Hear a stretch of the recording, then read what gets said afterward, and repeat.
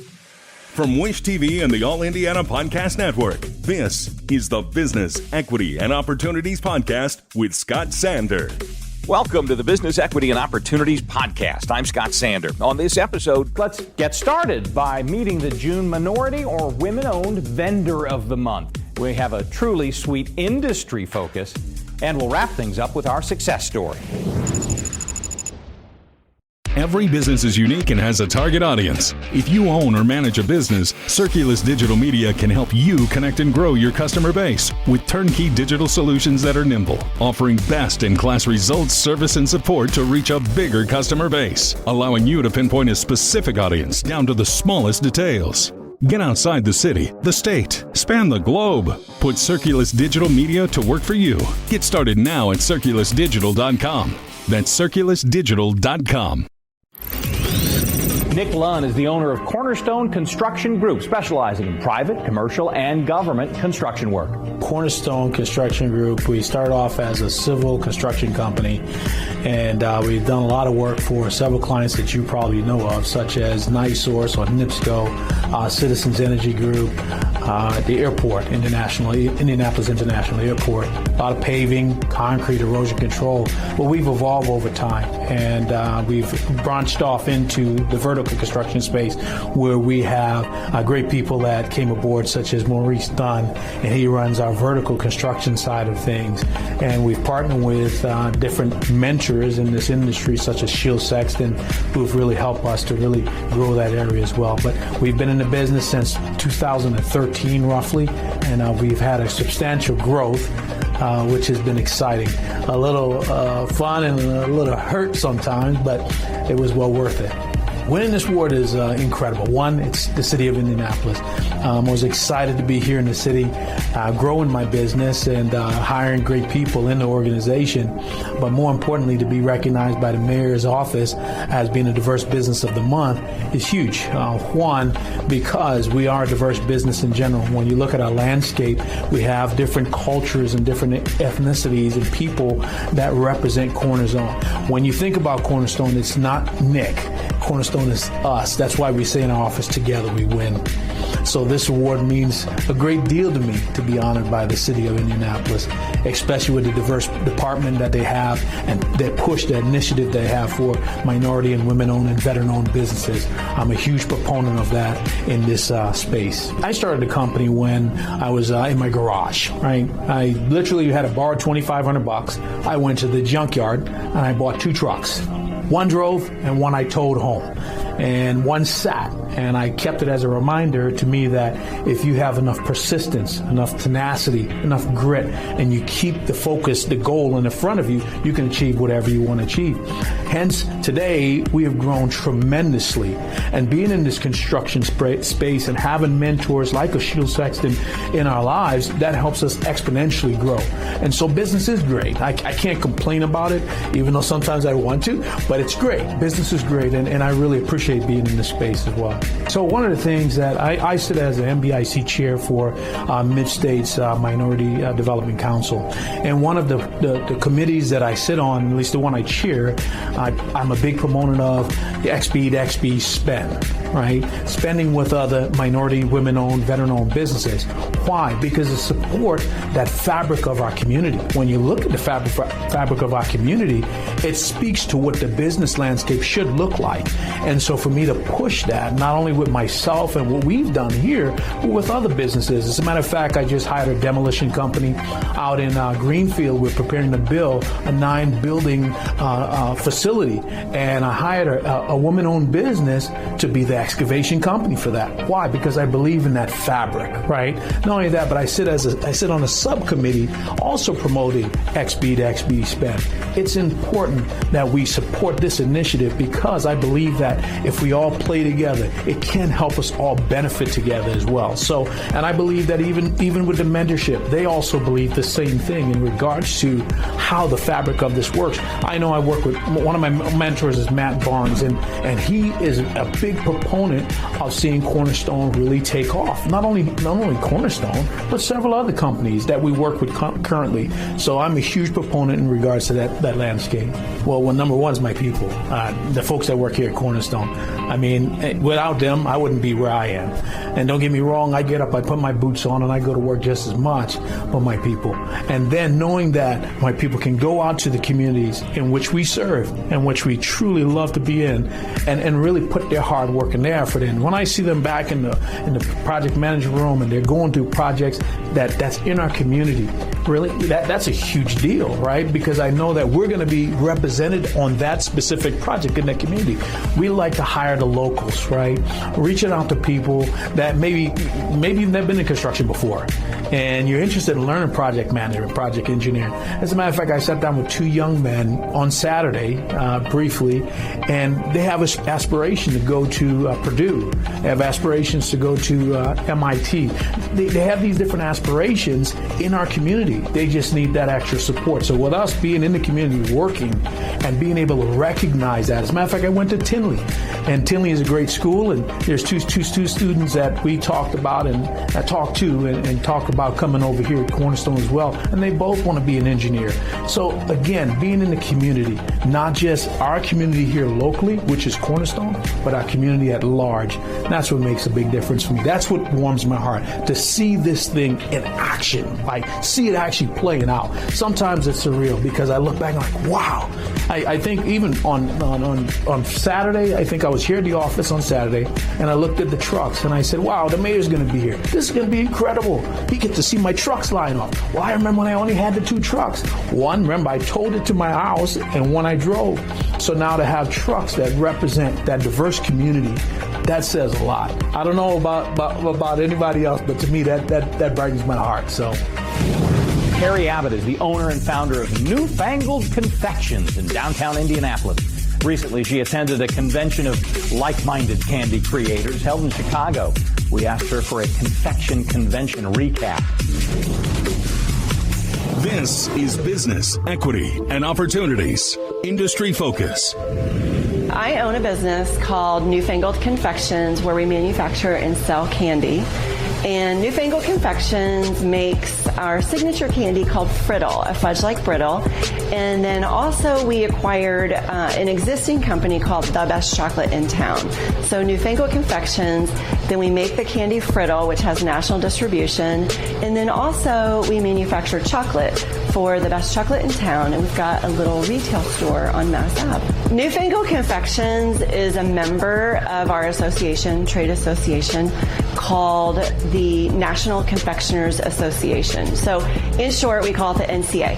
And the NCA holds once a year a trade show called Sweets and Snacks. And it's exactly what it sounds like. It's candy manufacturers, snack manufacturers.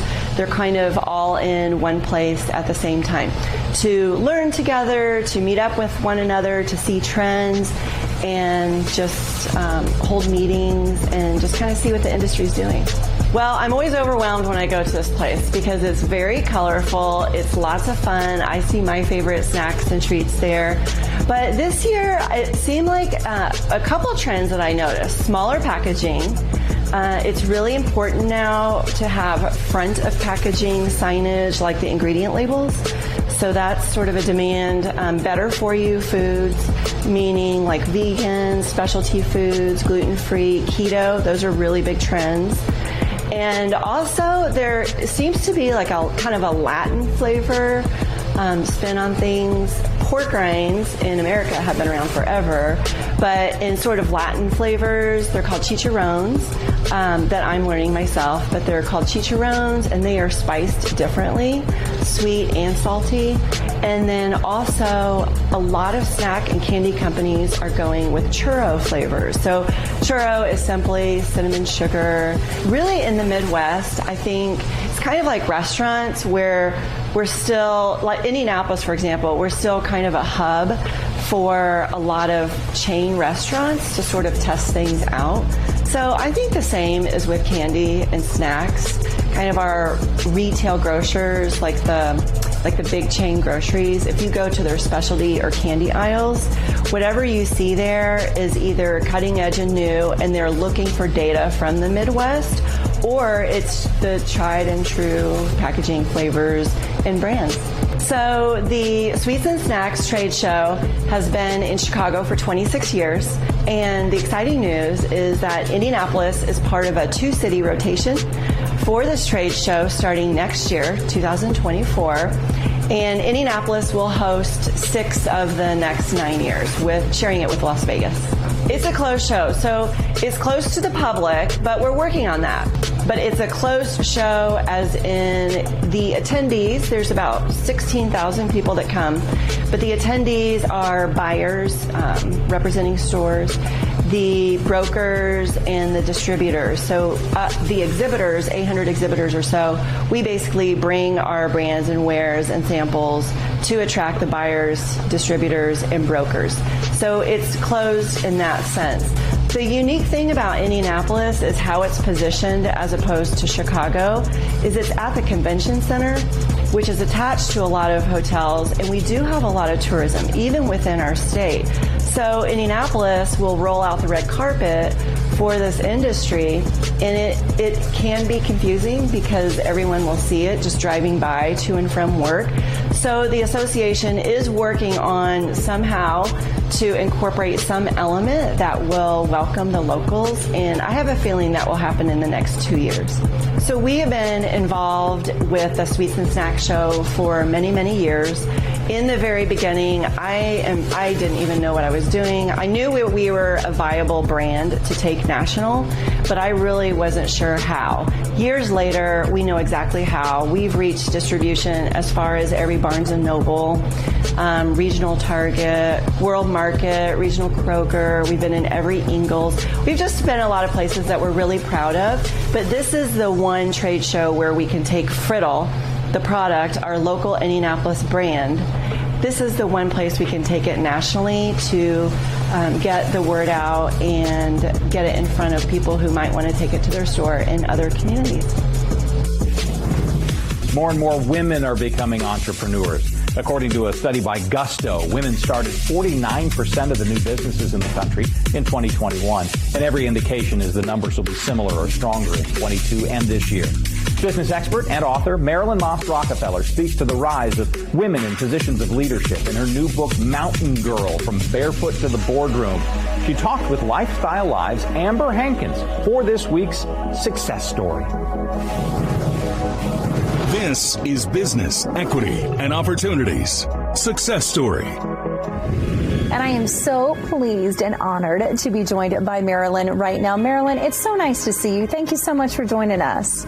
Thank you, and thank you for having me. Absolutely. Okay, let's talk about this book. And I also want to talk about the humble beginnings and where your story originally began, because you really do have a story to tell. Yes, it began in the mountains of West Virginia, the Appalachian Mountains, right on top of the mountain.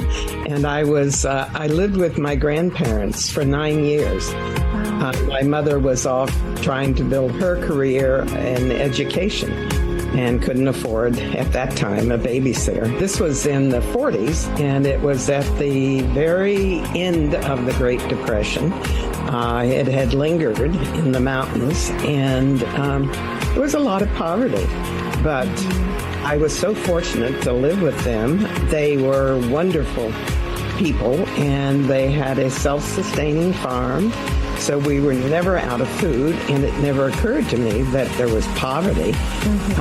And they shared what they had. And so my beginnings were wonderful, full of warmth and love and food and a house. Yes.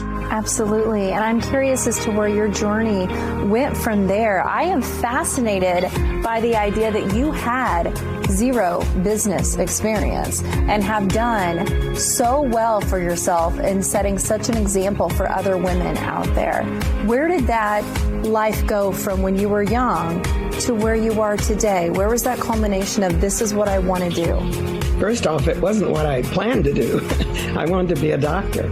Wow. But things, take various turns, and you meet various people. And I ended up at the University of Michigan at one time and met my former husband there, who was a designer. And he had C. William Moss Associates and was a foremost known designer.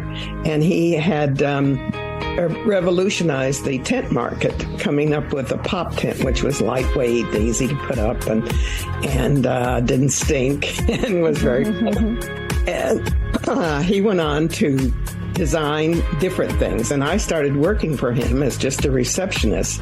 Bill was a brilliant designer and artist, but he couldn't run a business. And I don't know about you, but I think women sort of pitch in when things get rough and you need taken care of. So the business wasn't working, and I got in there and had to start running it. And what I used instead of an MBA or any business experience was that beginning of my first 9 years with my grandparents. And I learned just the wonderful values from them of sharing and trusting and caring